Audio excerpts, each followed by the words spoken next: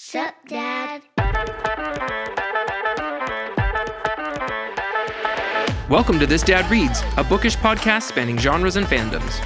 I'm your host, Jason, and today we're catching up with Star Wars, what books I've been reading, and Chelsea from the Space Wizards Book Club and I nerd out.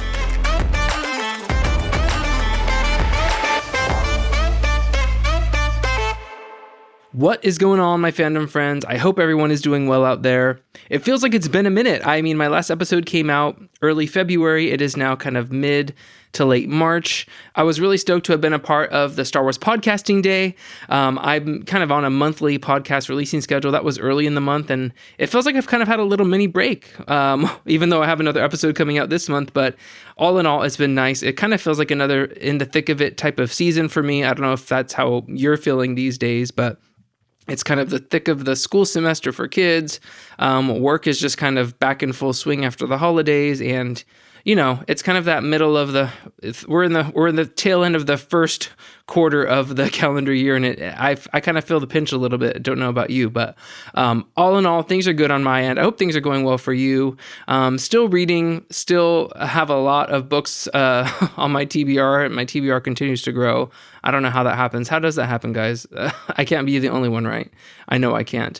Also, you know, there's a lot of other things that I've kind of been engaging with in my downtime. If you follow me on Instagram, you might have seen that I just recently procured the Lego Rivendell set from Lord of the Rings, and it's been on my dream list for a long time. So I've been actually dedicating a lot of my free time to doing that, which is super fun. And it's one of those things where I want to work on it because I love doing it. It's so fun, but I don't want it to go by too fast. So I'm really trying to take my time with it.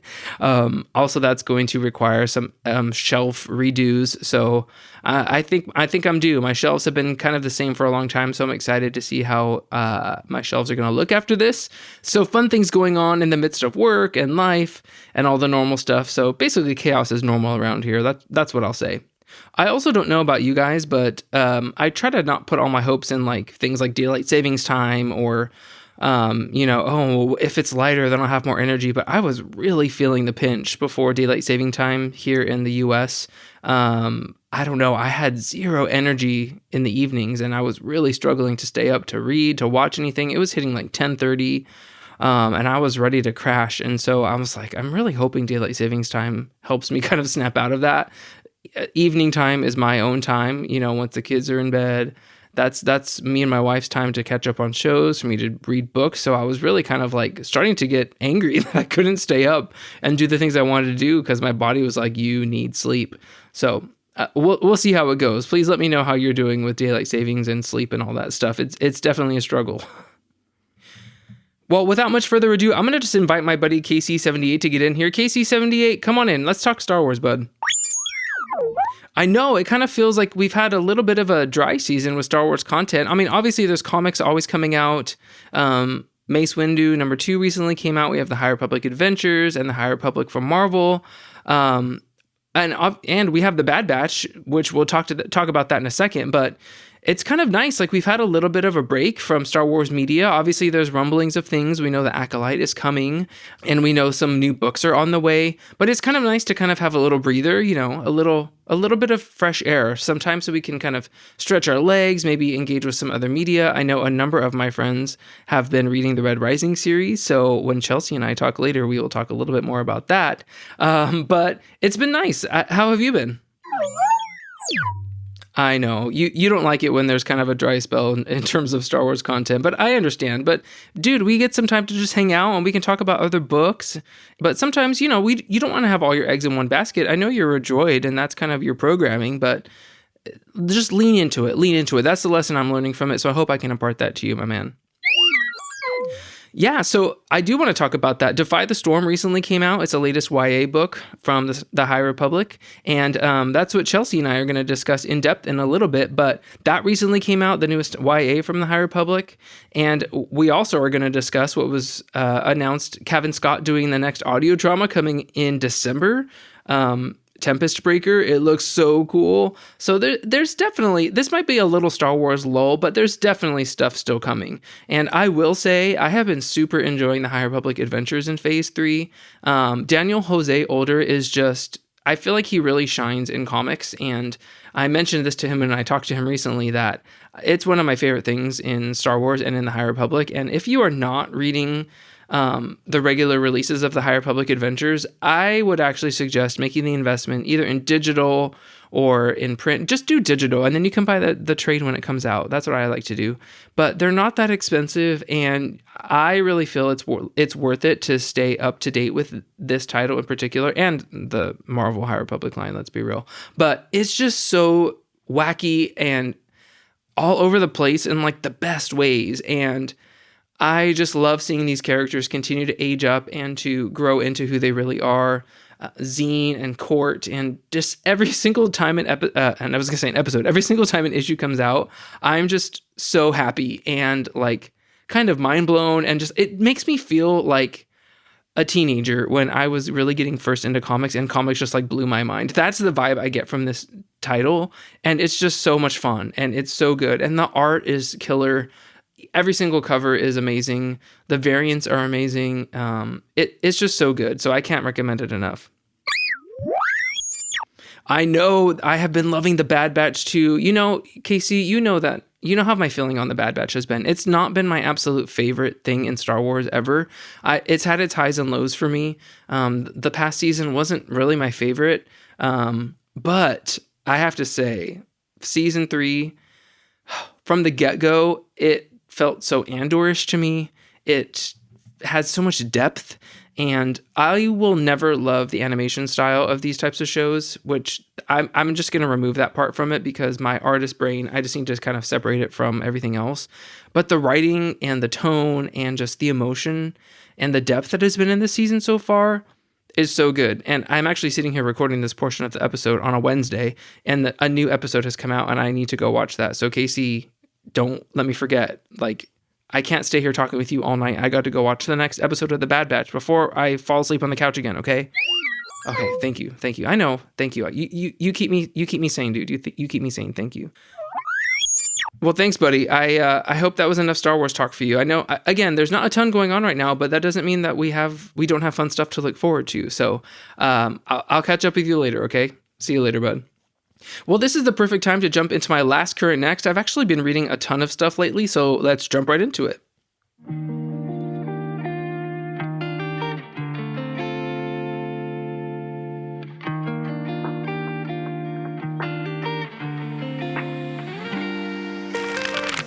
So this is kind of an interesting last current next because this is more of like lasts, currents, nexts, plural. Probably, I think I can't even think of another time in recent history that I've read this many books at the same time. So I'm going to kind of do a little mini catch up because it has been a minute since I've been on the mic and since we have chatted last. So the last books that I read were Nothing Special Volume 1, Through the Elderwoods by Katie Cook. I reviewed this book on my website and talked about it on my socials. This is a graphic novel.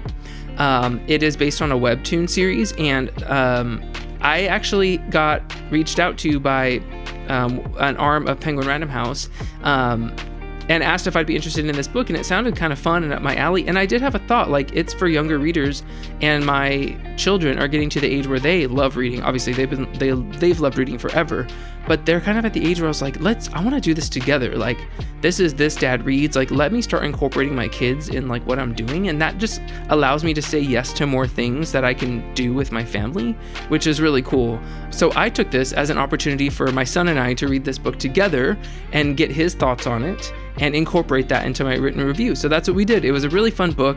It's kind of a fantasy light series. It definitely has magic and things like that. And it's kind of like a little rom-com, if you will. The art's really cute and the setup is really fun. There's this girl who kind of is an outsider, and she has a dad who goes missing, and she kind of has these mysterious ghost radishes that she thinks only she can see. She makes a new best friend in this guy Declan, and he can see the radishes too, and she's basically like, well, you have to be magic too if you can see the dead radishes. So it's silly, but it's cute, and they kind of start to have a romantic relationship, and then her father goes missing, so they're on this epic quest, and it's really clever. There's lots of like Lord of the Rings in jokes and inside nerd jokes, which was fun, which I'm sure went over my son's head, but it was really cute. So my full review of that is on thisdadreads.com. Another book that I recently finished was The Lazy Genius Way: Embrace What Matters, Ditch What Doesn't, and Get Stuff Done. So this is one of those books where it kind of just came up naturally in my personal life. My wife and I are big fans of the Office Ladies podcast, and they recently started doing a podcast network and incorporated this author whose name is Kendra Adachi. She has a podcast, and she wrote this book which came out in 2020, I believe, and just have really loved her methodology and kind of philosophy on life and how to kind of shift your focus onto things that truly matter. So anyway, having said that, I listened to her audiobook and it was really good. I don't want to say it's self-help, but for all intents and purposes, that's probably the best way I can describe it. She kind of outlines her method for how to help you identify the things in your life that really matter, and the whole thing is to like be a genius about the things that matter and be lazy about the things that don't. So it's really inspired my wife and I to take a look at, kind of our family culture, at our everyday lives, at how we do chores, how we have our home set up, and to figure out what are some ways that we can kind of do things differently that might help us feel more energized, less stressed, less like we feel like we're just doing chores all day long. So if you're looking for something to kind of invigorate your personal life, if you kind of feel like you're maybe in a rut or feel like you never have energy or you feel like you never have time, I highly recommend it. She's really good and she's really funny too.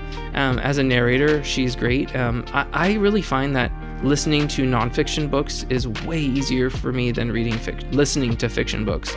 So for me, it was a 10 out of 10. I absolutely loved it. Some of the current books that I am reading are The Children of Numenor by the man himself, J.R.R. Tolkien. My buddy Justin and I, who's been on the show before, are doing kind of a buddy Tolkien read through, so we're going chronologically. Finished The Silmarillion recently. We jumped into this book and I'm a little over halfway through. So that kind of is a deeper dive into, obviously, Hurin and Húrin. I don't know how to say it. Sorry, Tolkien heads, don't get mad at me. And his children, and kind of dives into the specifics of their family life and some of the tragedies there. So in the thick of that right now, I'm also reading The Living Force by John Jackson Miller, which is the next canon Star Wars book coming out in April. It is a prequel era book, and it has ties to the High Republic a little bit here and there, and I'm probably only about 15 chapters in at this point, but early first thoughts are I really like it. The personalities of the Jedi Council really shine through, and I am very much enjoying it. I'm trying to take my time with it because I kind of don't want to read it too fast, so I don't have it top of mind by the time the book comes out, but I also don't want to go so slow that I don't keep up with the plot and I forget what's going on. So it's one of those things I'm trying to keep that in balance and read it a little bit at a time. It's kind of like my Lego set. Like, I want to read it, but I don't want to read it too fast because I don't want it to be over too soon and I don't want it to go out of my brain too quickly. So it's one of those things. Another young reader book that I'm also reading with my son is called The Monkey King. It's another graphic novel for younger readers by Maple Lamb. It's a really cute kind of graphic novel take on some old mythologies from Chinese culture and from worldwide cultures. This author comes from a couple different ethnic and cultural backgrounds, so she wanted to write something that kind of combines a lot of mythologies from her life and, obviously the world. So it's been fun so far. I think it's on the cuter end of young readers. It's kind of a kooky, adventurous take on this Monkey King and his relationship with the gods and the human world and the beast world. So it's fun. So look out for a review from my son Jack and I very soon on that. I actually only have one book that I'm planning on reading next, which that will very likely change. I will probably find another one to pop in there, but it's going to be another book by John Jackson Miller, Knight Errant, the Essential Legends Collection Edition. It was part of the latest wave of those books, and so I'm kind of doubling up on a Star Wars author this month, and I'm hoping to have that book read and finished by the end of March, and I will have my review of that up on TatooineTimes.com. So, after a quick break, I will be right back and introduce my time with my friend Chelsea. This episode is brought to you by Inkstone Books, an independent online bookshop specializing in signed and special edition fantasy and science fiction books. Plus, their quarterly subscription features signed and numbered special editions of the best new science fiction fantasy books on the market, all delivered worldwide. And check it out, Inkstone Books still has Dawn of the Jedi Into the Void in stock. But in addition to that, they do have pre-orders up right now of their beautiful signed sprayed-edged edition of The Living Force by John Jackson Miller, which I am reading right now in advance, which is already really good. You don't want to miss this exclusive edition. It's beautiful. It's numbered, it's signed, it's going to look gorgeous on your shelf. This is in addition to the releases that they continually come out with. Please give them a follow on Instagram, Inkstone Books. They are always releasing really beautiful editions of a variety of books. So they carry books from famous authors like Travis Baldree, Christopher Paolini, and they have nonfiction books and graphic novels too. So head over to inkstonebooks.com and use my code TDR5 to save 5% off your next order. That's code TDR5 at inkstonebooks.com to receive 5% off your next order. So what are you waiting for? Go find the next beautiful addition to your bookshelf. And I am back, and it has been a minute since I've had a nerd out session with one of my Bookstagram, Instagram friends. I'm very excited to have joining me today Chelsea from the Space Wizards Book Club. We talk about so many things. We had so much to catch up on, and we have never had just me and her on a podcast before. We'll get into all of that, but without further ado, here is my nerd out session with my friend Chelsea. Welcome to the show, Chelsea. How are you today? I'm doing great. How are you doing? I'm doing good. It's been a minute since I've been on the mic, and I'm excited to have you a part of my latest episode. Yeah, I'm excited to be here. We haven't done an episode together, so I'm really excited to be here. Yeah, definitely. You've been on my list, and I know we DM often, but we've been on a couple things together, I think on the Star Wars Book Community podcast. I mean, obviously, we interact, a lot in the online book world, but I'm super stoked because, like I said, I love having my friends on and having nerd out sessions, and we have a lot to nerd out on today in particular. We'll get into that in a minute, but so I'm particularly excited, especially I think I was listening to the Eye of Darkness discussion that you were having with the guys. And I was like, I need to have her on, especially for Defy the Storm, because I knew that we were all looking forward to it. And I mean, it's in a minute. Can we talk Defy the Storm? We need to talk Defy the Storm. Yes, for sure. I'm really excited to talk about it because I feel like I've read it. Well, I mean, I finished it last week, a couple days before it came out. But it still feels like it's so long ago that I started it and read it. I don't know, but I have a lot of thoughts. Okay, good. Yeah, me too. And I feel like sometimes I can just get into that habit of okay, I read it. I wrote a review. I know you write reviews too, or maybe, and then I talked about it on social a little bit, but it hasn't been out that long. So not a lot of other people have actually had the chance to fully finish it yet. So sometimes it feels kind of isolating, oh, well, now I have to wait to talk to people about it. So, and I do know that's something that people want to, once they're done, I want to give them something to go listen to. Right. So I'm really excited to have that be a big part of our discussion today. Yes, me too. I feel the same way. I feel like I have to pace myself when we get Star Wars books, whether it's digital or physical, and because I feel like we get them so early. Very, very lucky to be able to keep doing that. But and they sit on my Kindle or they sit on my shelf, and I'm like, okay, but I need to pace myself because if I start reading it right now, I'm gonna want to keep reading it and finish it, and then I'm gonna have this gap between me reading it and I can't even talk about it yet, and then the book coming out, and then I can talk about it. Yes, it is a very I don't know what the phrase for a first world problem for people like us who just do book reviews for fun, a book reviewer problem. I don't know. It's a very privileged problem to have, but yes, I love it. Real. I've talked with other creators, book reviewers, specifically Meg from Star Wars Book Reviews.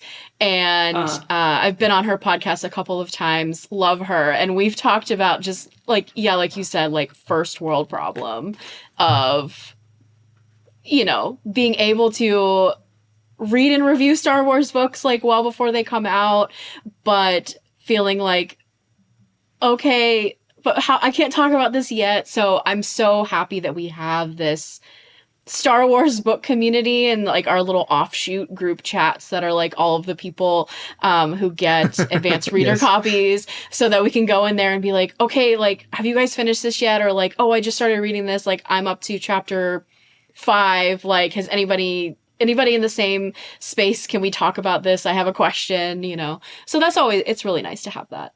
For sure, for sure.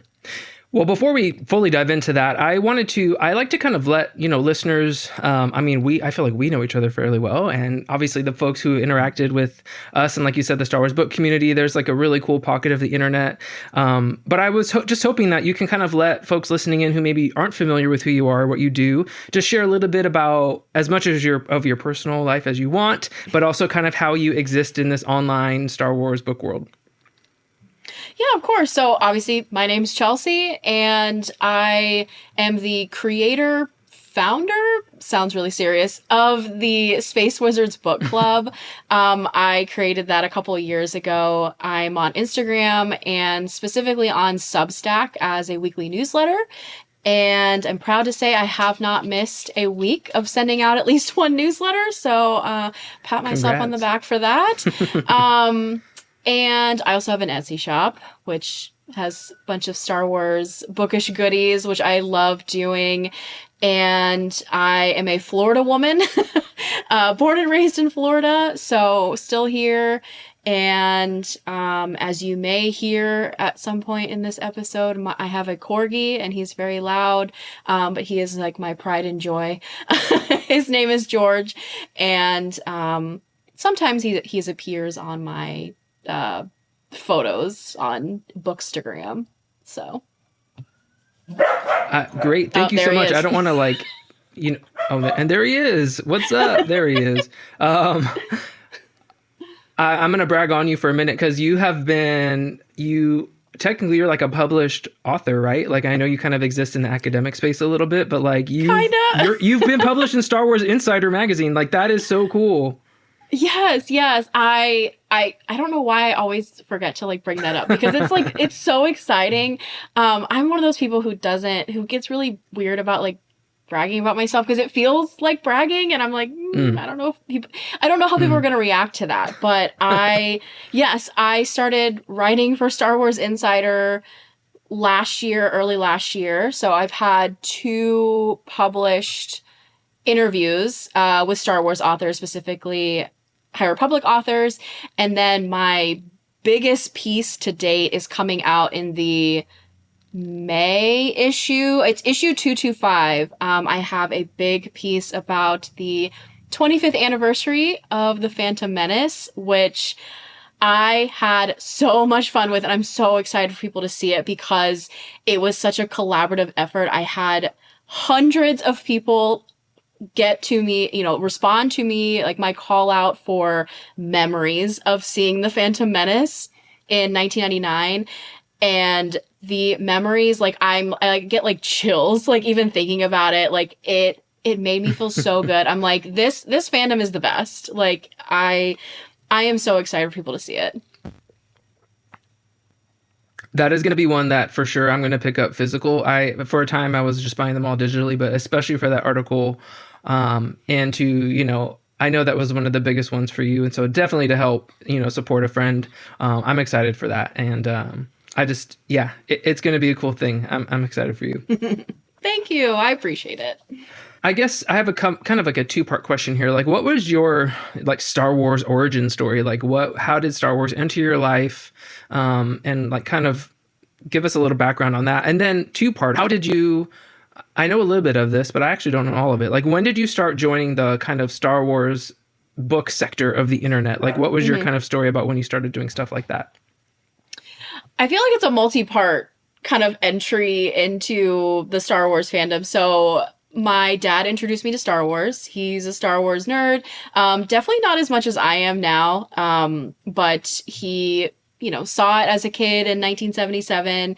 And around the time the prequel movies were coming out, he kind of sat me down. I don't have the vivid memory of it, but it was like, okay, like this is Star Wars. He took me to see The Phantom Menace. He took me to see Attack of the Clones. I don't think we went to see Revenge of the Sith in theaters, and I don't know why, but that was my like first entry. And then I've kind of liked Star Wars off and on. Not that I ever disliked it, but it wasn't a huge part of my life, especially like it is now. I think in college and kind of post-college, I kind of got back into Star Wars, specifically when the sequel movies were coming out. So The Force Awakens was coming out, and I worked with a bunch of people who were really into Star Wars and specifically Star Wars books. My former coworker, she prided herself on having read like all of the, expanded universe books. And I was like, oh, that's impressive. So she kind of helped me get back into Star Wars. Force Awakens came out, things like that. And then I, of course, read Heir to the Empire, which really was like my first foray into Star Wars book reading.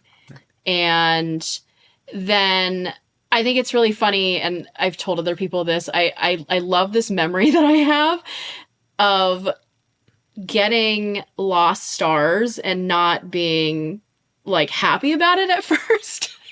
So when The Force Awakens was going to come out, right? So we had, I think it was like Force Friday, where they like released all of the toys and merchandise and collectibles and things like that for the movie. So my boyfriend at the time, who's now my husband, we went to Target for like the midnight release, and we waited in line because there was a ton of people in line. And once we got up to the front of the line, when it was like after midnight and all of the stuff is available, the only things that were available were books and like some like random assortment of like t-shirts or whatever. And I'm like, I don't really want that. I don't want that. It's not either. I didn't have the right size. And then I'm like, okay, well, fine. I want to get something because I also want the free tote bag that had BB-8 on it. At Target. So I picked up Lost Stars, and I'm like, okay, I don't really want to buy this Star Wars book. I had nothing about it. Like, I don't want this. And then lo and behold, I eventually read it, and it's like one of my favorite Star Wars books of all time. So funny re-entry into like the Star Wars fandom, because I feel like I talk about how good Lost Stars is all the time, and it's so funny to think about how I wasn't impressed at first. Like, I wasn't excited about it. Well, I mean, that's understandable. The vibe around how you purchased that book feels, it's a different kind of vibe that you're picking it up in. But I'm glad that your experience, turned into a positive one eventually. Yeah. It was good. So and then kind of what I do now has been going on since 2021, really Light of the Jedi. When the High Republic was about to start, I asked like Disney Books that, hey, I want to like read and review these books. Can I have them early? And they said yes. And then it's been uphill from there. So that kind of all tracks, because I didn't know if you were one of the ones. I remember when I jumped into kind of at least Bookstagram specifically, without really an intention of like exclusively doing Star Wars. Obviously, that was a big part of what I wanted in the launch of the High Republic. I feel like a lot of us, it was that launch of the High Republic that like catapulted a number of us to like enter the space, right? And I think you were kind of like me in you probably been a lifelong reader, and like Star Wars has kind of, and Star Wars books has just like kind of sprinkled in and like entered both of our lives at a certain spot. And yeah, I'm sure, I don't know where I was really going with that, but I think correct me if I'm wrong. You've been a lifelong reader, and like there's tons of other like books and genres and fandoms that you enjoy, right? Yes, of course. Ever since I learned how to read, I've been a voracious reader. My parents used to get mad at me for how much I would read. I think mainly because they were like, okay, we just bought you books and you read them already. And I'm like, okay, I don't know what you want me to do about that. Like, I like to read. That's what I like to do. I'm an only child. So, books were my friends.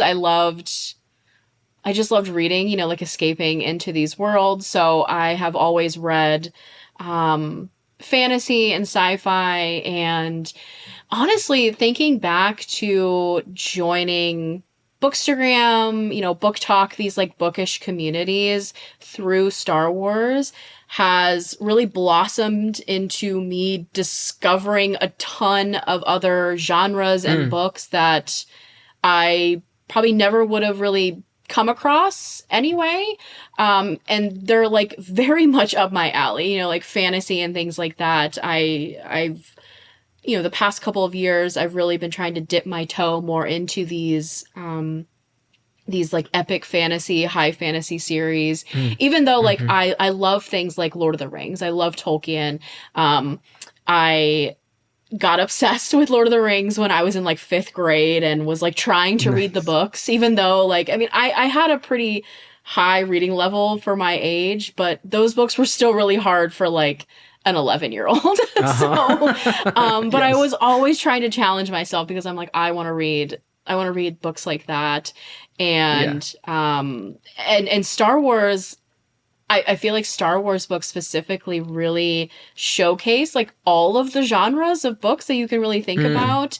It's obviously sci-fi, but it's not even, I wouldn't even classify Star Wars as like sci-fi. It's not like other sci-fi books out there. Like, of course, Red Rising, and then even the like kind of the Expanse books like Leviathan Wakes and things like that. Like that's not like Star Wars. Like Star Wars is like its own genre. There's magic in there. There's there are spaceships, but it's and then of course you have romance. Like you have young adult stories and kids stories and things like that. For sure. It does feel like a big sandbox where like a lot of different things can happen. And I totally agree with you because I feel like when there's people who might, not enjoy one type of book, I would never discourage them from picking up or trying something else because there's so many different things for all different types of tastes, not even in the book realm, like in all media for Star Wars, right? And like that's what is so great about it because it's an intergenerational a multi-generational thing, like especially for someone who has young kids. Like there's stuff for them that as they age up they can enter into, and maybe there's a whole genre or things. I think both of us are the same. Like video games are never gonna be my thing, so it's like there's always like aspects of the fandom that you're gonna still naturally gravitate to, even though people like us who like read and devour everything or watch everything. But anyway, I just think that's one of the beautiful parts about it. And for me, being a part of the community, I've said it before, like entering the Star Wars world in the sphere of books, it's really opened my eyes to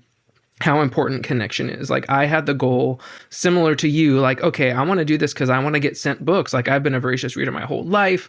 Like I love reading. I was like, that'd be amazing to be like given books and like review. And like, this is something I'm super passionate about. And it's really close to my heart. It's like who I am. Right. And I was like, okay, I would love to be given free books. Like that is so cool. Like that's like the goal. Right. And then 3 years later, I'm like, oh my gosh, these people are the thing. Like, it's not the stuff that you get. And that has been the biggest part, especially going to cons. And like, that's part that I was like, whoa, like the blinders came off. And I was like, these are like real friends that I've made that I wouldn't have interacted with if this wasn't a part of my life. And so I feel like now, like it's a small price to pay to like read and do a little bit of reviewing and focus to like have, access and be a part of this amazing community. So anyway, I didn't mean to get that deep, but. No, it's okay. No, I definitely agree. Like I, went into it with, I'm a journalist. I'm a professional journalist. I have been for like the last decade. So I went into it with, I love books. I love reading. So how can I become a book reviewer and kind of cover bookish things for different outlets. I had just started freelancing full time after working kind of the normal weekday, daily 9 to 5 local news job. And I went into it like, okay, well, I would like to read these new Star Wars books that are coming out ahead of time, and I'm going to pitch stories and, things like that. And that's how it happened for me. But looking back over the last couple of years, I'm like, I've met like really good friends and I've never met most of them in real life. Like I think the only person I've met in real life is it Fabio with Tatooine Yes. times. Yeah, so we met at like a media event last year at Disney Springs, and it's been and Mm-hmm. I saw that you met up with him recently when you were down here in Yes. Florida, so it makes me Yep. so happy. I'm like, I love when I see people like get together, like we've like known each other like online for years, I and then know. we I finally know. meet in person. Yes. So I I mean, and I hope to meet, Meg and I were just talking the other day about like, we need to meet eventually in the future because I've been on her podcast a few times. We message Yeah. like all the time, at least once a week about something.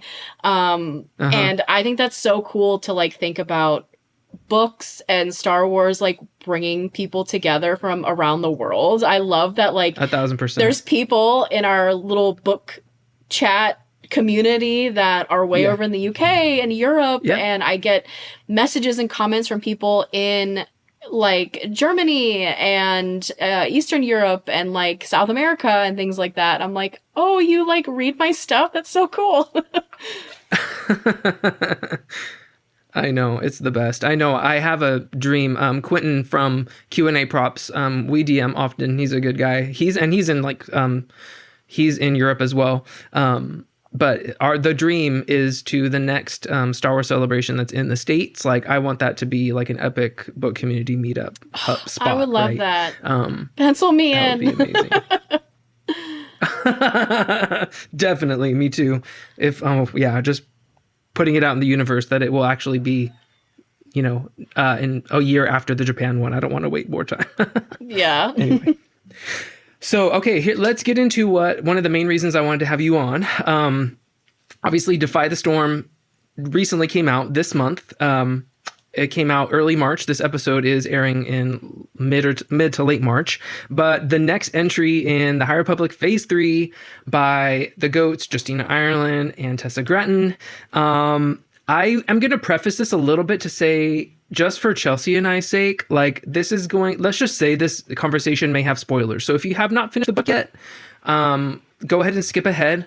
Me and Chelsea have other things to discuss. You can jump ahead maybe 10 or 15 minutes. But I would rather talk as freely as possible with us right now. So just letting you guys know.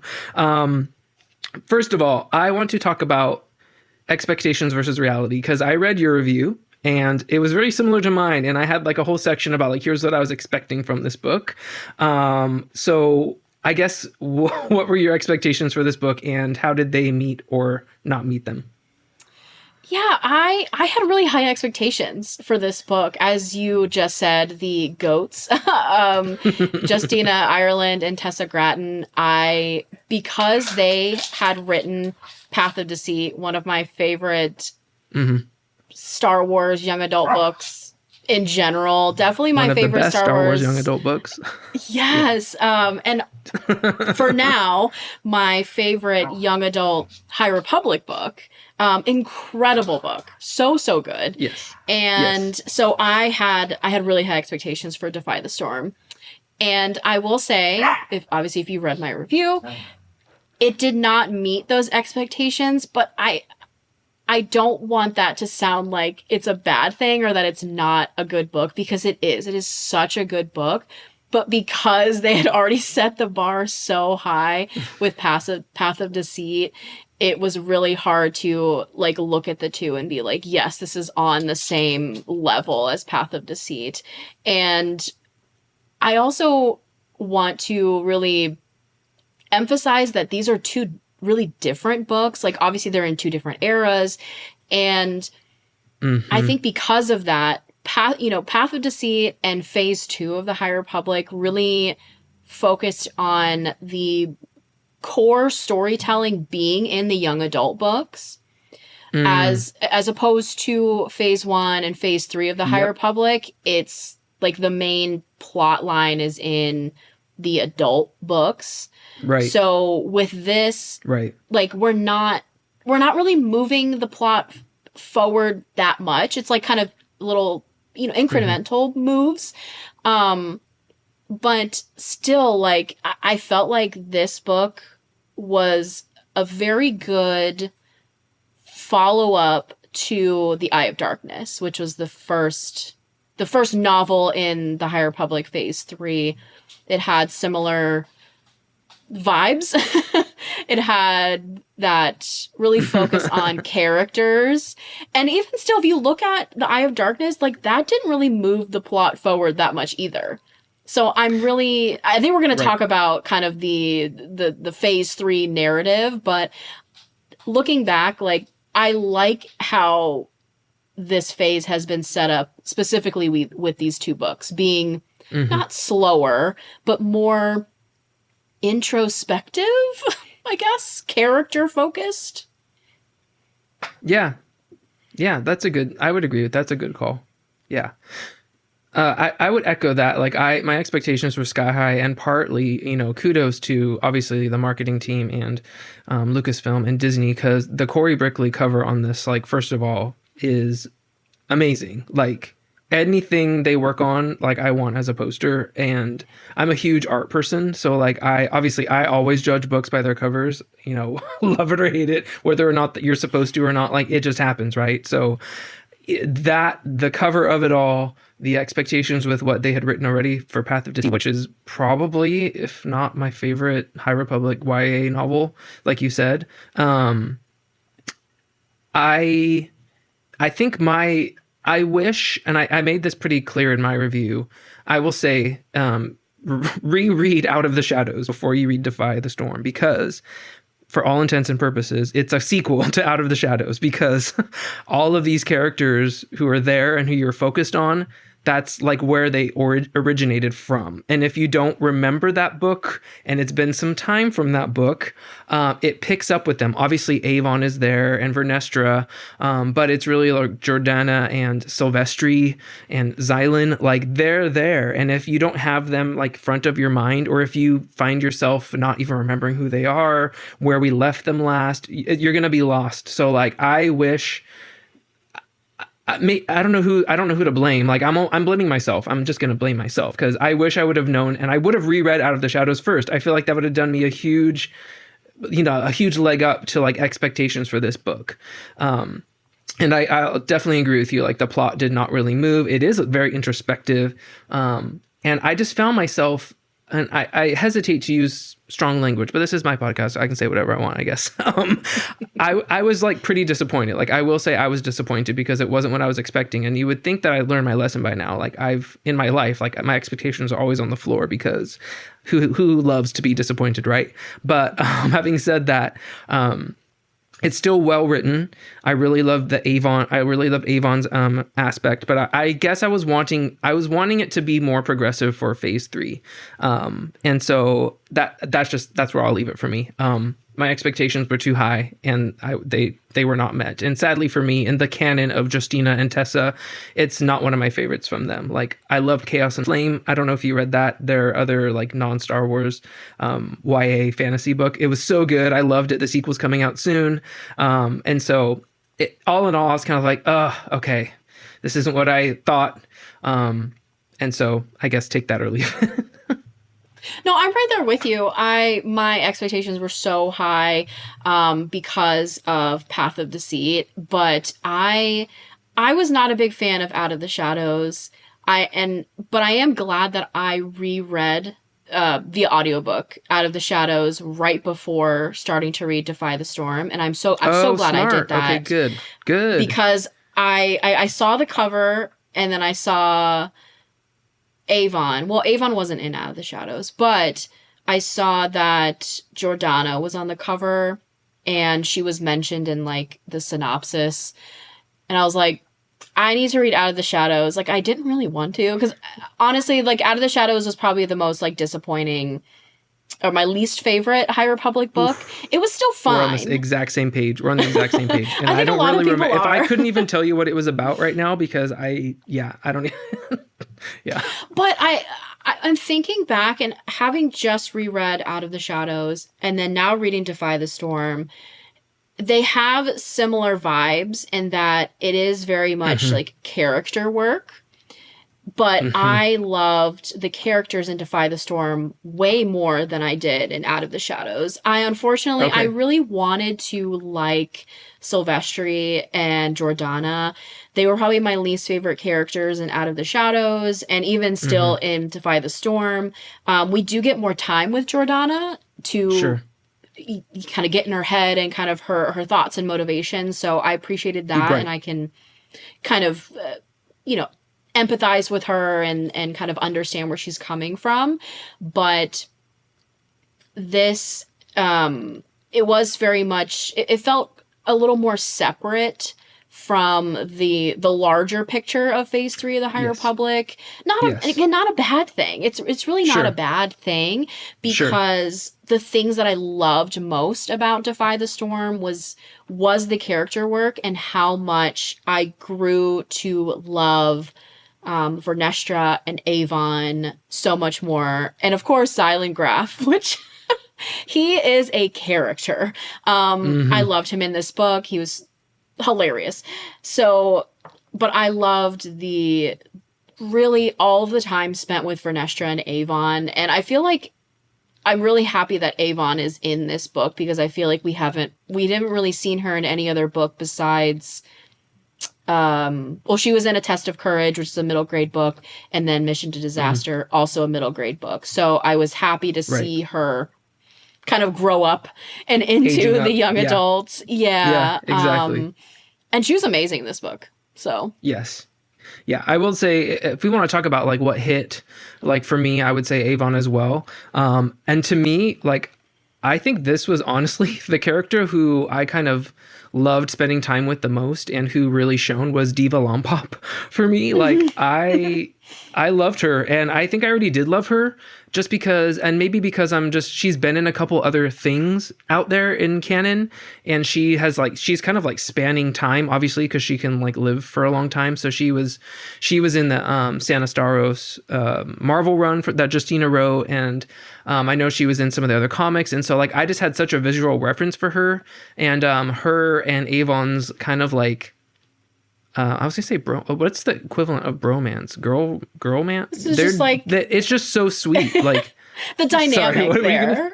There you go. Yes, dynamic. Yes. They're just like her protectiveness over her, and like she's obviously Nile, but kind of like with a heart of gold, and just like eats people, and like I don't know, she's just like such a crazy cool character, and I don't know. I loved Diva in this book. I did too. And I didn't connect till recently that she was in other later Star Wars stories, like in the comics and stuff. I kept Mm-hmm. like focusing on her last name, Lompop, because of like the Lompop flowers.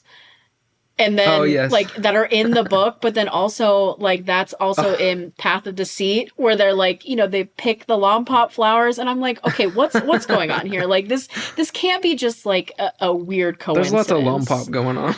Yeah, and Yeah, her, yeah, I yeah. think we through her we get like a little, like I want to talk about the eventual trip to Planet X that we will see, Mm-hmm. hopefully in a book very soon. But we get through her like a little hint at like what people in the Outer Rim, almost like edges of known space, wild space, kind of think about this, like their lore, their stories, and things like that. And so I Mm-hmm. was like fascinated by that. I'm like, okay, she clearly has some connection to phase 2. There's something with the flowers with that are her last name. Um was she on Dalna? Like how old was she? How old is she now? Mm-hmm. Was she, cuz we have, obviously, spoiler alert for, the Eye of Darkness, the Baron Bulin was a little youngling Yes. Ithorian, yes, Mm-hmm. in Path of Vengeance. Yes, Path of Vengeance. Yes. Yes. So, Okay, I wasn't picking up on that, so maybe there's something to that. That's I'm not super good with like connectivity and like tiny like thread like Easter eggy stuff, like unless it's really like front of my brain. But that's good. That's good. Maybe there will be something. Maybe there's something else to be discovered there. So what else hit for you in Defy the Storm, Chelsea? The end. The end. Again, this spoiler. I think we've already said this, but spoiler alert for this book. Vernestra goes back to Coruscant, to the Jedi Council. You know, she's been away. She's been on a sabbatical, little hiatus. She needs to find herself, and she has love her journey in this book. So, but Yes. this whole, well, I don't even know if it was the last chapter. I have my book right here, but I don't even think it was the last chapter, or maybe the second to last chapter. This entire conversation exchange like threw me for a loop. So it was she she had talked to the council, I think, but then she goes to talk to Elzar Mann because she was shown was like a hollow clip or hollow video or something recording of Elzar, Chancey Yarrow, and Nan. Chancey and Nan were Nihil. Basically Nan talking about what happened on Starlight Beacon. So, and basically saying Elzar killed Chancey Yarrow and Chancey Yarrow was just trying to help and trying to prevent the station from falling, and disaster. And Elzar just like snapped and like just whipped out his lightsaber and was like, no, we're not, and killed her. And Vernestra is like, excuse me? So she knows this. She goes to him and she's like, here's the receipts, buddy.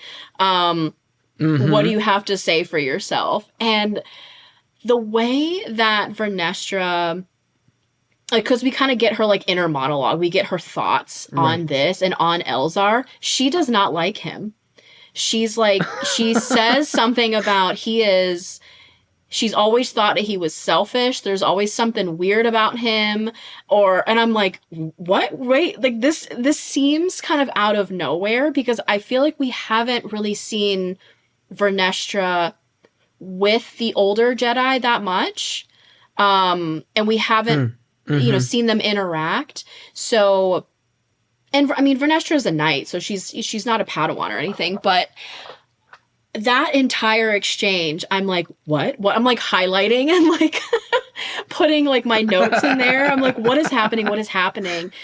And I felt like this set up so much of what we're probably going to see in Temptation of the Force and kind of the next books in the High Republic Phase 3, because yeah. And I still like I'm a huge Elzar Mann fan, and I want him to be happy. Yes.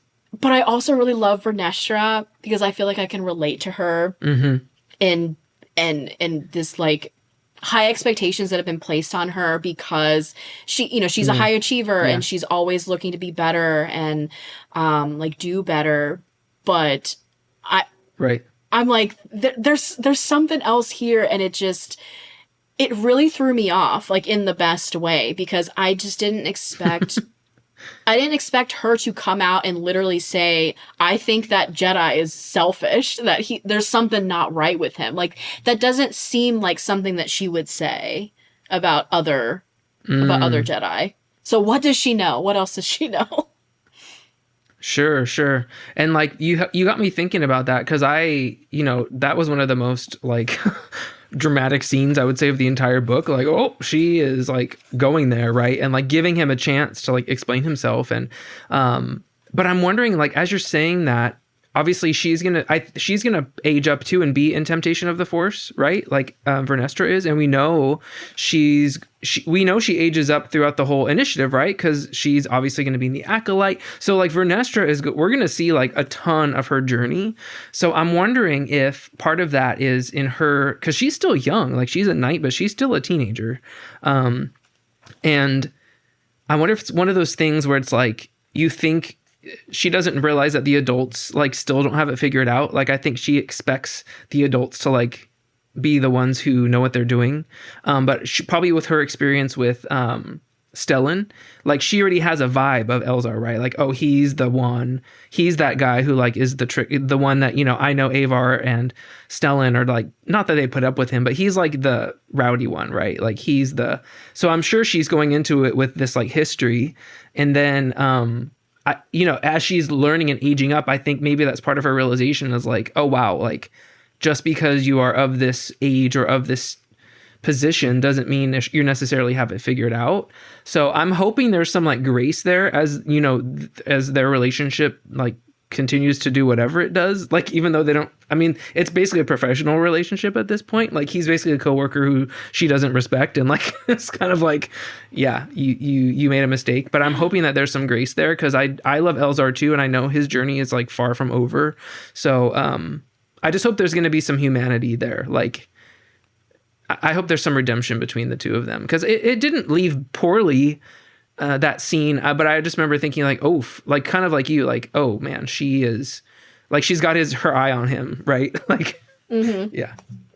Yeah, I pulled up my little, like, notes that I highlighted in the book, and what really threw me was, like, there was, like, no, like, warm up to this kind of sassiness, or, like, this, like, kind of almost hostile okay. thoughts that she had. Yeah, because it's basically like, you know, he called her Vern, and, you know, she doesn't like that, and she was like, oh, Vernestra's that's right. She's like, no. she thinks, you know, her nickname was only for those who had earned it. She had never especially cared for Master Elzar. There was a selfishness about him. She'd always felt he wanted to be a good Jedi, not because it was the right thing to do, but because it was what he wanted to do. And she kind of goes on to, like, explain, like, this was, like, the antithesis of everything that Master Stellan had taught her. So she's, you know, but again, like, something that we saw in The Eye of Darkness, where we got a lot of time with Elzar, is that he has this pressure to live up to Stellan. And now Vernestra is like, you are never going to live up to how good of a Jedi that he is. And he taught me, so, you know, I know better. And, like, you know, because you are like this, that means, like, you're not a good enough Jedi. And I just thought that was so surprising from her, because I felt like she has always been very, like, open and like, empathetic and things like that, especially looking at, you know, her Padawan Imri, who is, you know, a Jedi empath, which is, like, a lot. So it was just really jarring for me to read such harsh thoughts about Elzar, because we haven't really read them being together before, like, you know, interacting, and we haven't really seen her have thoughts about him other than, like, via, you know, she's thinking about Stellan or whatever and what he taught her.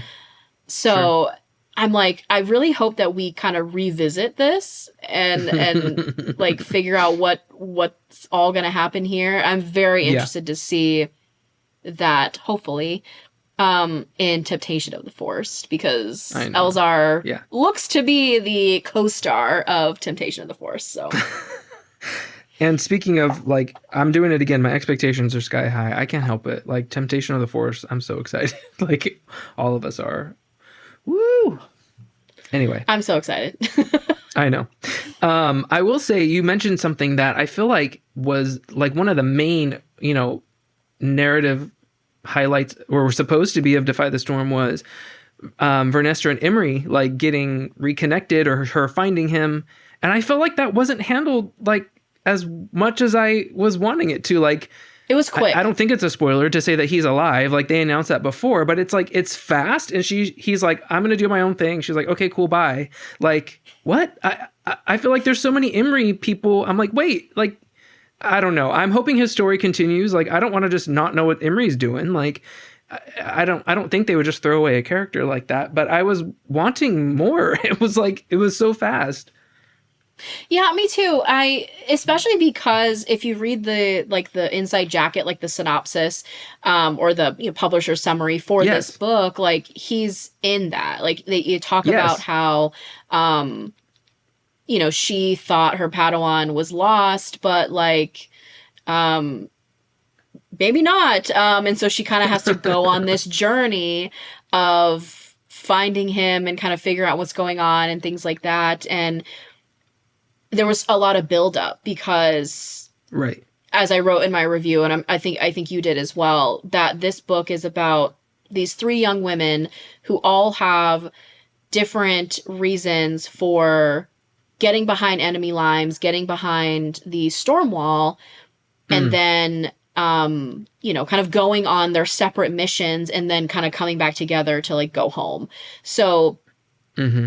Vernestra, gets this hint, tease, confirmation from Avon that Emery is alive and he survived the fall of Starlight Beacon, and Avon knows where he is, and she has a plan Mm-hmm. for like getting to him, and he's safe and things like that. And then Avon has her own reasons, revenge, for getting across the storm wall into the occlusion zone. And then Jordana has her reasons as well.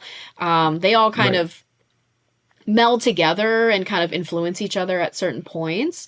But then Mm-hmm. again, there was like all this buildup because like that was like the point of Vernestra's mission. And when Right. she finds him, it was again like they were kind of like in the middle of a battle, but even still, I'm Right. like, please hug, Yeah. please hug. I need there to be more hugging in Star Wars, and I said this like in the Star Wars book community podcast I heard that. I about heard the that. I Eye of remember. I Darkness, was laughing where so I'm much. like, I loved how it. dare you not let Elzar and Avar hug? Like, come on. Um, It was a so hand graze. That was it. That's all yeah, they're allowed. but Yeah. like it was like a Pride and Prejudice like hand graze where like everybody screams like, oh my Yes. god. So much. um Yes. I need that animated like ASAP or like in like fan art form. Yeah, there um you go. but luckily in Defy the Storm, like once the battles like calm down, like Emery, like who I don't know if you've seen the fan, or not the fan art, but the official art of Emery. I'm like, who is this man? This is a man now. Like, wasn't he like 15 or 14? Now he looks like 25. Didn't she mention that too? That he's like taller and like he like he like towered He's like over her or something wide. like that. Like Yeah. he's like a Yeah. man now.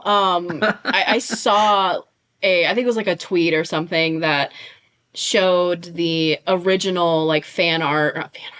Oh my god, the original official art. Concept art. Concept. Yeah, Yeah. Yeah. Yeah. concept art of Emery, and he looks like a little baby. And then you have Emery now, and I'm like, it's only been like what, 2-3 years? So Since the start, probably. yeah, but yeah, so they do hug, and yeah, like she comments of like, oh my god, he's like grown up over the last year, Yeah. and but then I think within what, a couple chapters, maybe even like one chapter, um, he's like, I'm not leaving. Like, I'm doing Yeah. good He's work like, I'm good. here.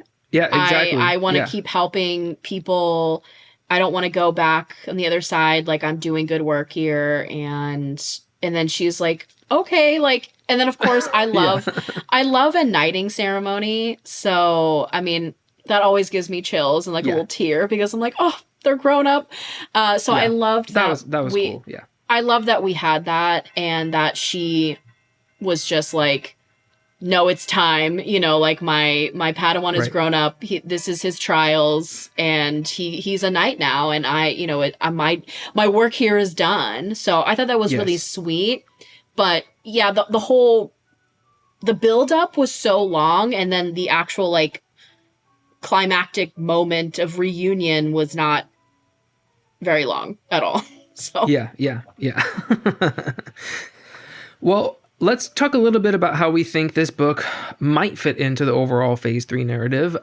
We both talked about how it does. We don't feel like it really moved the overall plot along very much, but I mentioned in my review too, and it's always so hard. Also, like it feels like we're almost like reviewing episode like 3 of like 12 episode series, right? Like it's really hard to know like how books like this, especially when they do the things they do and exist the way they exist, it's really hard to tell how it's going to fit into everything, right? Because I have a feeling it's going to be, like you said, and it's a character-driven, introspective book, but we just not knowing how everything pans out is like the hardest part, because I have a feeling that looking back, we'll have a lot more, obviously, perspective and be able to say like, oh, this is where this happened, or maybe there was some nugget of something that we missed today that will pay off later. So I'm just curious if your thoughts are kind of similar to mine on that. Yeah, I am right there with you. It's interesting that we go back and like reread some of the High Republic books to prepare for like the new ones. And I find that I'm like, oh, I thought nothing of that story detail at the time, but it actually had big implications for this book down the line, or this character down the line. So, and that's always really cool to do, because once the High Republic is like over, I would love to go back and just reread it from like start to finish. And I bet you I would find all these little nuggets that I just never, I'm sure something in Light of the Jedi that I never thought of before is going to be like in the very last book. And I'm going to like not make the connection until I reread it. I'm like, oh my God, I can't believe that. Yes. But I think, Reader's Digest version, this does fit into the Phase 3 narrative so far. We've only had 2 books technically. We have the comics going. True. And some short stories, but Defy the Storm and Eye of Darkness, like I said before, are very similar in that they spend a lot of time with their individual characters and moving those individual plot threads forward. We're moving their story arcs forward. Vernestra at the beginning of this book is not the same Vernestra at the end of the book. As same thing in the Eye of Darkness.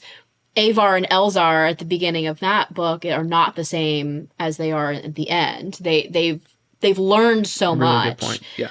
And they've spent a lot of time reflecting on all of the things that they've been through and all the things that they've seen. And I think that's really important for that emotional depth and like connection that we have with these books. I think a lot of people will, if they have complaints about the High Republic, is that some of the books don't spend enough time with the characters to make those connections.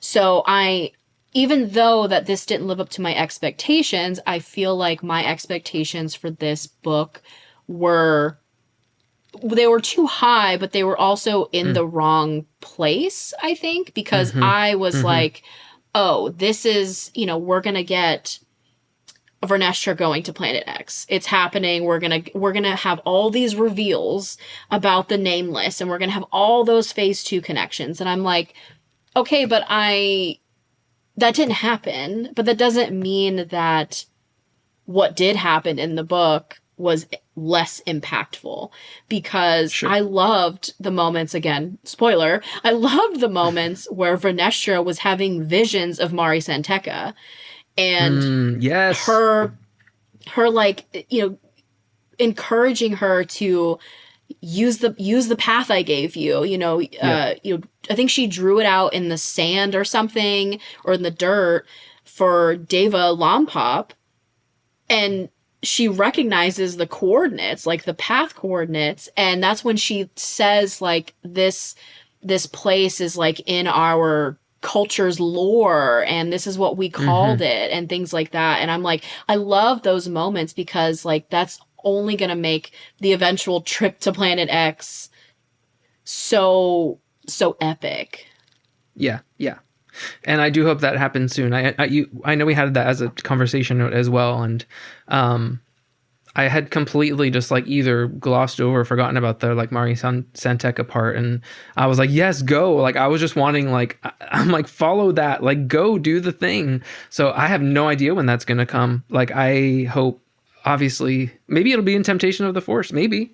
But anyway, maybe. Because Venestra's in that book. I'm Yeah. curious to see if she's like a main character in that book. Yeah.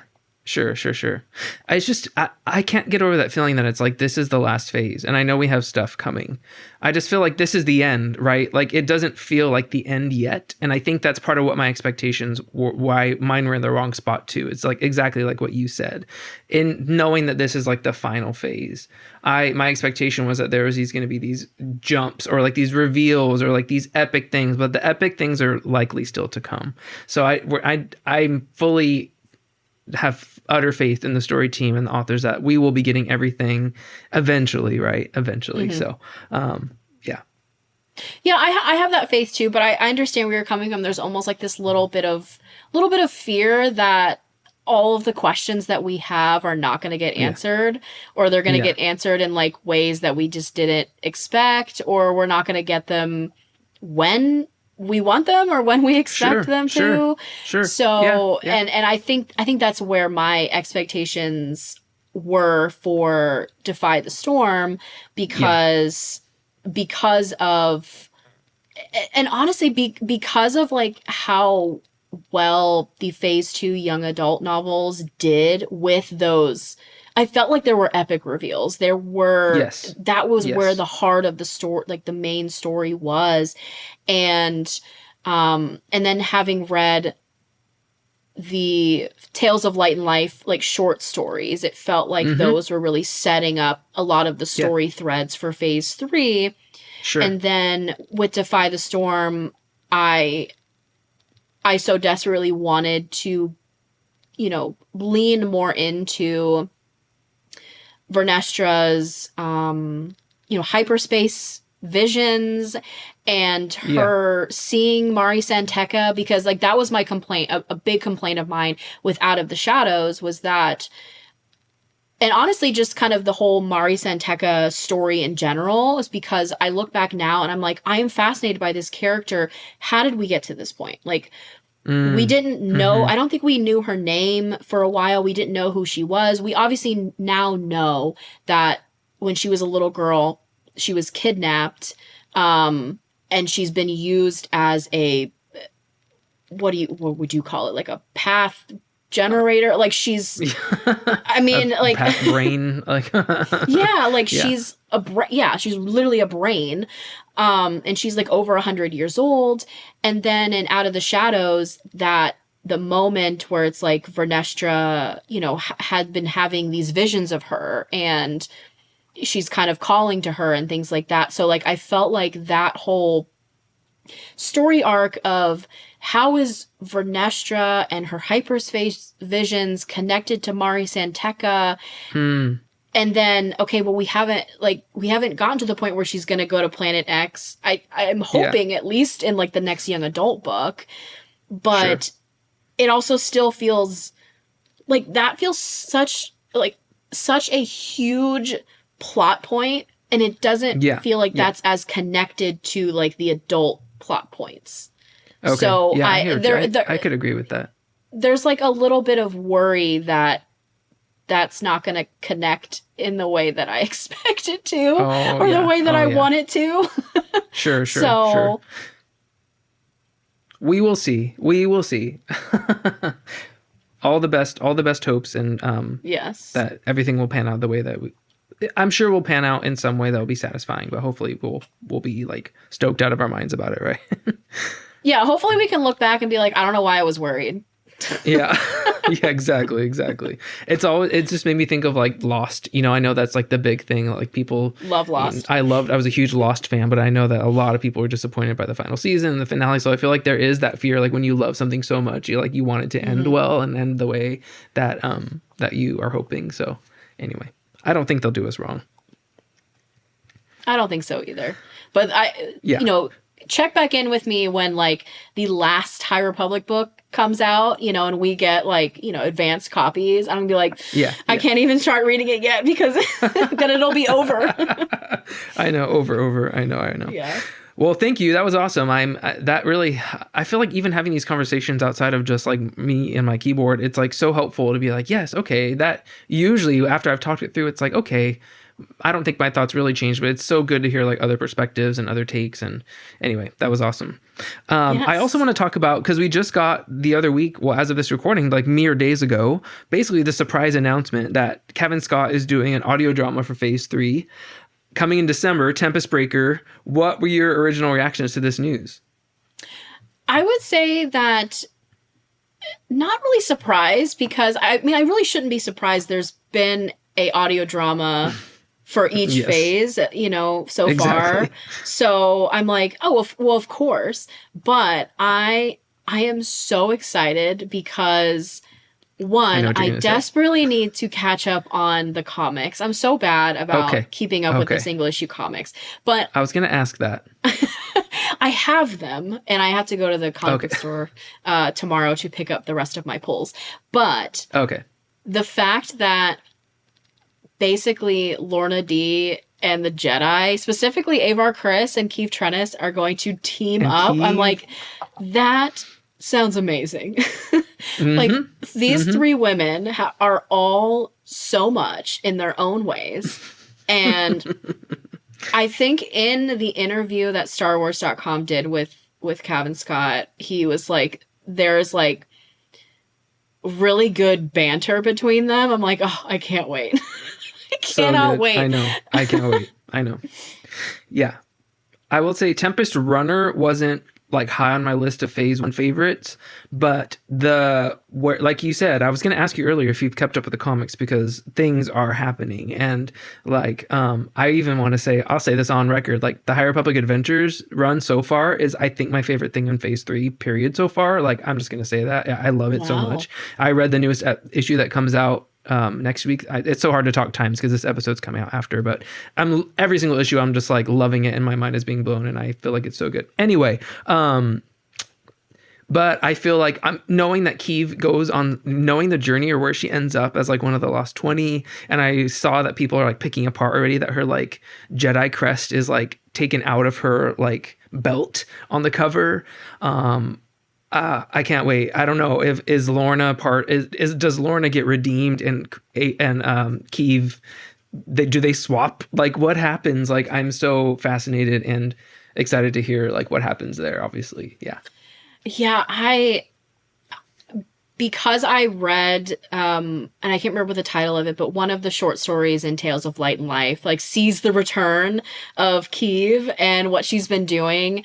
And I was like, it was such a good story. I'm like pumping my fist. I'm like, oh my gosh, this is so cool. Like the way that she like comes back in. So I've really wanted to catch up on what's happening in the comics, because I see people on like Twitter and like social media, like just like freaking out over like what's happening. And I'm like, I want to be a part of this too. Yes.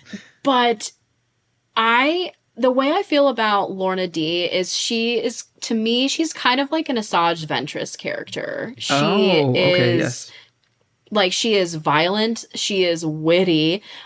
She will, like, you know, just, like, rip you a new one. And, like, you will thank her for it. And I love when we have, like, women characters like that. And that's how I kind of feel about, like, Deva Lomtop, too. Like, I love when there's, like, just, like, ruthlessly, like, violent women in Star Wars who also just love, like, one person only.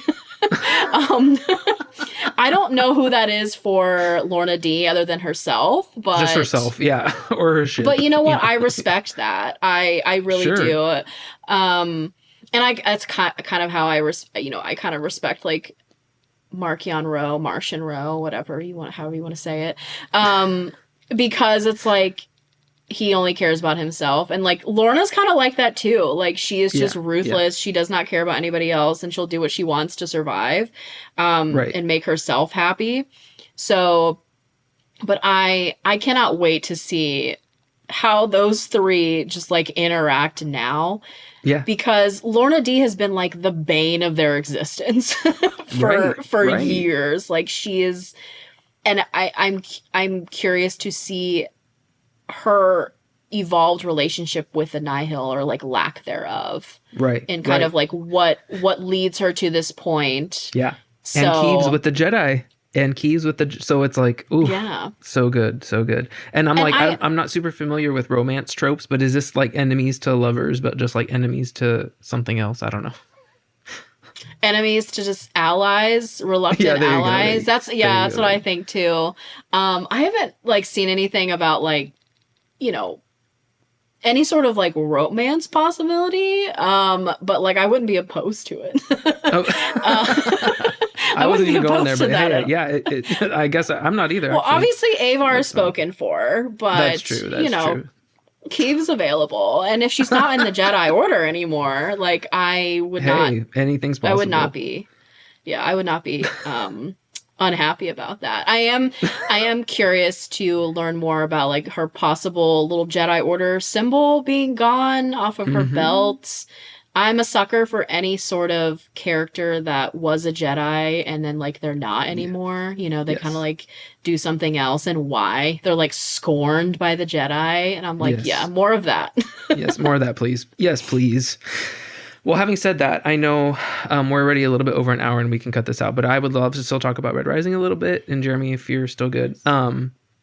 Okay, so Chelsea, since I have you here, we have to talk about this because I have been shouting from the rooftops forever, and we've talked about it a little bit, but Red Rising, jumping out of Star Wars. I know you had read the first Red Rising book before. You had told me as much, but you hadn't finished or caught up, and I'd always been like, okay, at the right time, go, being my annoying self, like, go, keep going.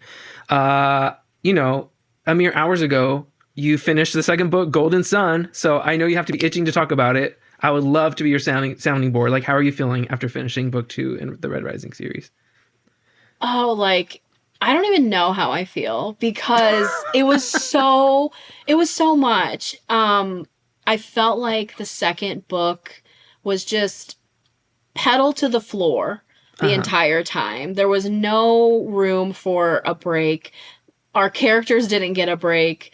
I desperately want more people to hug Darrow again. You know, You there mean the needs to be hugs more, yes, the hugs more because hugs in Red he, Rising. I mean, he does get hugged in this book a little bit, but like each time he like cries, and I'm like, this man has been through so much, and he's also still kind of a child. I mean, like Oh, Red Rising started when he was what, like 17 or 17. something, Yeah.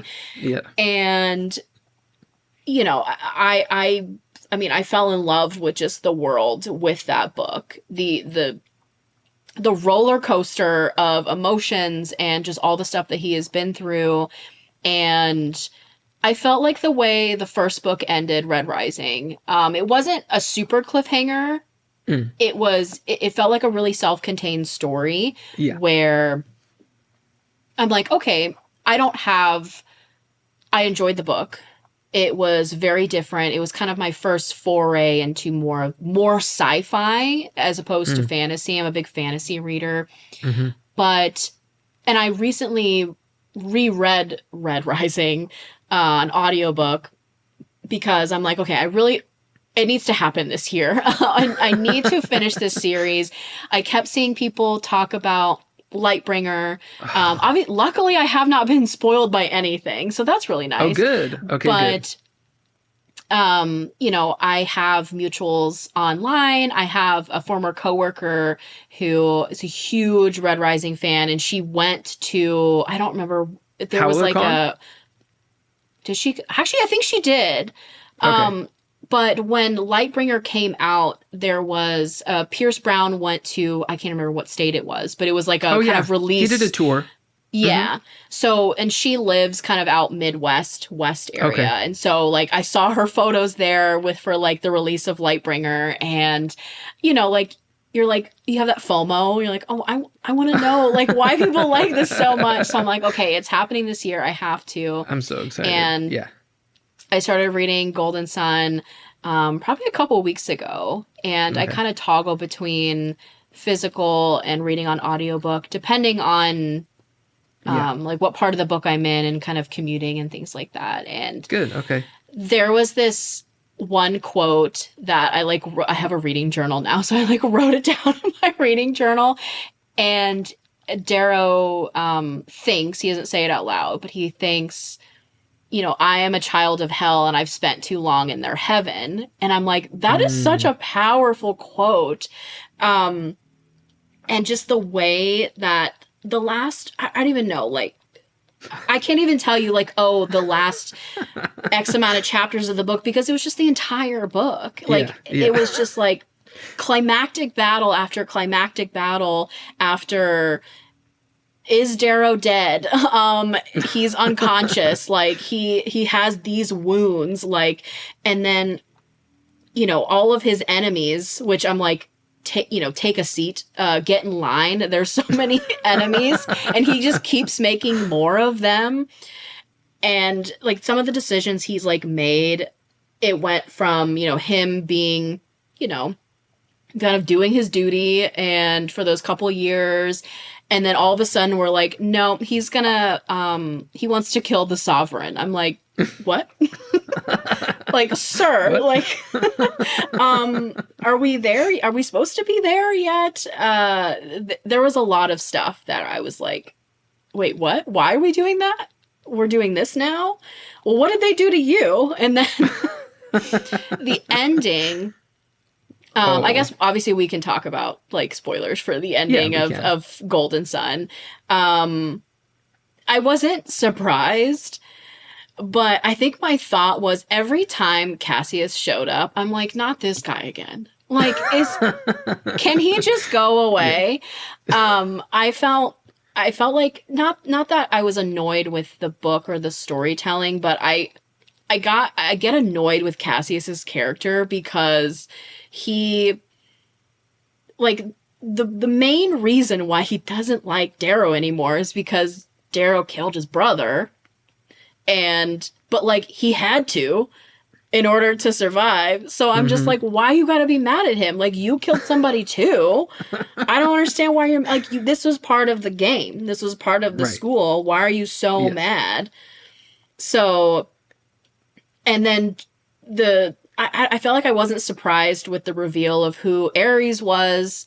Oh, okay. Interesting. I think I was surprised. Like, I just didn't see that coming. I think I was more surprised by the fact that it was revealed who Ares was, because I wasn't expecting that. Okay. I felt like, oh, like that's going to be a plot point that gets revealed like at the end, where it's like, oh, it was him all along, and things like that. But also like heartbreaking.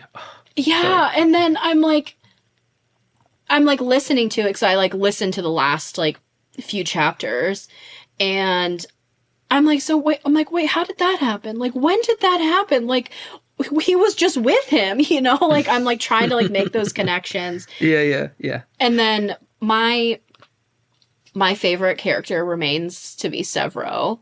Severo is he's so baby girl to me. He is just this little, little gremlin, and I love all of his just like little quips that he says that like no one acknowledges. There's like one point he has like mashed potatoes and gravy on his hand, and I'm like, where did you get that? We're in the middle of a field. Why were you eating?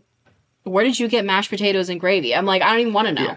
And his like his howlers and stuff. I'm like, I love him so much. Oh, I know. Severo is basically like, I don't want to say my spirit animal, but like he just says what he's thinking, and it's just kind of like he's just like all the things that you want to say, but you feel like you can't for some social whatever reason. He's just there. He's that, right? Yes. And it's so he's like, he reminds me of my kids. Like, they're just monsters, and they just were like, they're savages. They're savages. He's literally a goblin. Yeah, he's goblin. It's true. I think one of my favorite scenes with him in this book was when Mustang comes back, and she's talking about, she was like, is it Pliny said he always had his eye on me, so I took one of his. And I was like, oh, yes. I was like, yes, girl, good for you. And then like later, she like plops the eye down and she like leaves, and Severo's like, can I have it? Yeah. That is 1,000% my son. And then he just like puts it in his pocket and walks away. I'm like, dude, what are you going to do with that eye? Oh, he's the best. I would say too, one of the biggest gut punches for that book for me was Roke. I don't know what your take on that was, but so broke my heart. Like, Yeah. ugh. I think especially because there were several moments with him and Darrow talking and how Roke was so he was like upset that like Darrow wouldn't let him in. Um Mhm. and like I felt like the character journey, like the emotional journey for Darrow was really good within this book because a big theme was like him learning to like trust that people were trustworthy and that they actually Mm, were his friends, and then him kind mm, of having that self-doubt of like, well, they're not going to be my friends when they find out what I really am. And I loved the moments with Severo where Severo's huh. like, yes, I know everything. I'm And they getting chills have right now. that. Like, that's one Yeah, of my favorite scenes. Yeah. they have, and I think Darrow cries. Like Darrow cries Yeah. because he's like this is such a burden, and Right. now I have this like a little bit of weight lifted off of me, Right. and somebody else knows. So Yeah. I thought that was really good. And then there was like with Roke, like they never got there, even Mm, though there were mm-hmm. like moments where Roke was like, let me in, like Right. it's like I trust you, you need to trust me, I we're know. friends, like I'm here Yeah. with you, and it just like it never happened. I know. Ugh, I know. Well, I'm stoked for your journey. I hope now, I mean, you're 2 books in, but all my Star Wars book friends, excuse me, I get it. There's like so many books out. Like, not everyone is as live as some people are, but I'm always like, if you need a Star Wars break, like, please read Red Rising. I think right now I have 2 of my coworkers reading it. I know Chrissy's reading it from Admiral Reads, and I know Dan just finished the first book. He messaged me literally like a day before you. So I'm like, it's happening. It's happening everywhere. Like, I'm so excited. And like, Morning Star is still probably my favorite book out of all Really? 6 that are out right now. So it will wreck you in the best way. I'm so excited. Please let me know. I know most people need breaks after each book.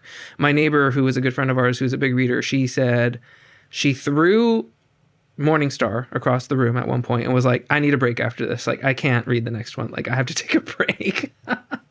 I feel like I don't want a break right now, because of what just Don't take one. happened. Okay, So I'm yes, yes. like, okay, yeah. And I think it's really nice because right now there's not as many Uh-huh. Star Wars books coming Yeah, out that I have to focus on. So I'm right. like, oh no, I wanna It's get time. through these books. I'm also trying to work through Brandon Sanderson's books. So Oh, okay. I'm rereading Mistborn, and so I really want to get to the next book, The Well of Ascension, and things like that. So I'm like, obviously I love whenever there's a new Star Wars book, but Of silver course. lining when there's not as many as there has been over the last Yes. couple of years is that I can Yes. go and experience other series. And I would say that Red Rising is a really good series for people who love Star Wars, especially the kind of spacey, more Uh-huh. sci-fi heavy Star Wars books like Timothy Zahn Hmm. and some of the expanded universe books and things like that. I think Red Rising is a really good series to go for if you are into Star Wars books. You heard it here, folks. You heard it. Not just me saying that. Another Star Wars book lover who thinks that's a good idea. I'll never stop talking about it. It's one of my favorites ever. So, Chelsea, thank you so much for hanging out and just talking books. And I just want to say thanks. Like, this will hopefully will not be the last time that we get to chat, on the show about books. I know that we will definitely be interacting online forevermore. But if other people want to interact with you online and get to find you, where can they find you and interact with you online?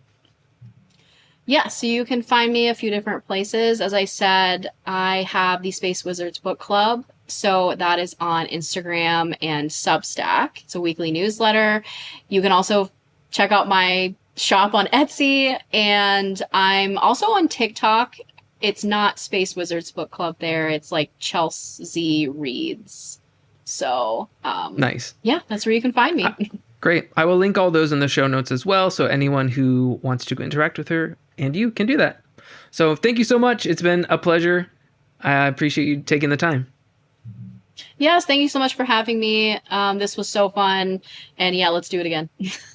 100%. I want to give a huge thanks once again to Chelsea. If you are not doing so already, please go give her a follow. Space Wizards Book Club. She has a weekly newsletter that comes out where she publishes reviews, talks about news. She is just so cool, and like her passion for books just is so inspiring, and her content is gorgeous, honestly. Like her Instagram is beautiful, and I'm constantly like sharing and reposting her stuff. So go give her a follow. If you aren't following me on Instagram, please join me there. I'm doing posts weekly. I try to engage with you guys and answer DMs and just kind of engage with the community, obviously on an ongoing basis. I'm only on the show once a month, but that's where I'm at most of the time. So please give me a follow over there, and on Threads. Threads is a super fun place as well. And if you have time in your busy schedule and you feel like throwing me a review on Apple Podcasts, I would love it if you could go give me a 5-star review. That really, really helps the show. If you give me a review, I would love to also shout you out on the show. So I really, really appreciate that. And always appreciating you guys taking time to spend and hang out with me and chat books and Star Wars and all the nerdy things that we all love. So until next time, I will see you guys next month. Take us out, Casey. Thank you so much for listening. For more of my content, visit my website at thisdadreads.com for full book reviews, interviews, and articles. Follow me on socials at thisdadreads on Twitter and Instagram. This Dad Reads, the podcast, is produced by Aravis Industries and me. Special thanks to my editor, Jeremy Tuttle, and to Coma-Media for the use of their song Bounce. If you like what you've heard, please subscribe on your podcast platform of choice and leave me a 5-star review. It really helps. Catch you next time.